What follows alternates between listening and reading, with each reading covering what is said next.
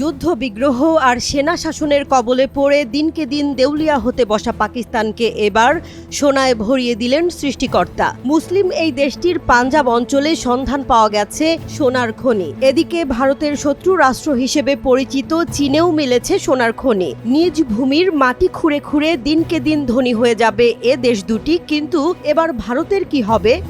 সম্প্রতি পাকিস্তানের পাঞ্জাব অঞ্চলে একটি বিশাল সোনার খনির সন্ধান মিলেছে। পাকিস্তানের জিওলজিক্যাল সার্ভের রিপোর্ট অনুযায়ী আত্তক জেলার মধ্যে প্রায় ৩২.৬ মেট্রিক টন সোনা পাওয়া গেছে, যার মূল্য প্রায় ৬ বিলিয়ন পাকিস্তানি রুপি। এই আবিষ্কার পাকিস্তানের জন্য অত্যন্ত গুরুত্বপূর্ণ, কারণ দেশটি বর্তমানে গুরুতর অর্থনৈতিক সমস্যার সম্মুখীন, যেমন উচ্চ মূল্যস্ফীতি এবং আর্থিক অস্থিরতা।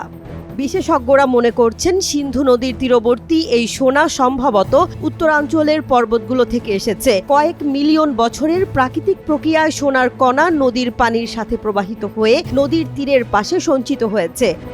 পাঞ্জাবের খনির মন্ত্রী ইব্রাহিম হাসান মুরাদ এই আবিষ্কারের নিশ্চয়তা দিয়েছেন, যেটি ব্যাপক ভূতাত্ত্বিক তদন্তের পর নিশ্চিত হয়েছে। এখন সরকার সোনা উত্তোলন এবং নিলাম করার জন্য নিয়ম নীতি তৈরি করছে এবং এই প্রক্রিয়া ১ মাসের মধ্যে শুরু হওয়ার সম্ভাবনা রয়েছে।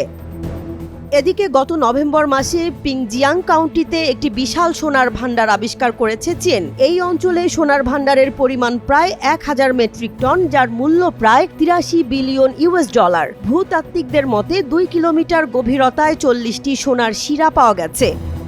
বিশেষজ্ঞদের ধারণা এর চেয়েও গভীরে ৩ কিলোমিটার পর্যন্ত আরও সোনার ভান্ডার থাকতে পারে। যদি নিশ্চিত হওয়া যায়, তবে বিশ্বের সবচেয়ে বড় সোনার ভান্ডারগুলোর একটি হতে পারে এটি।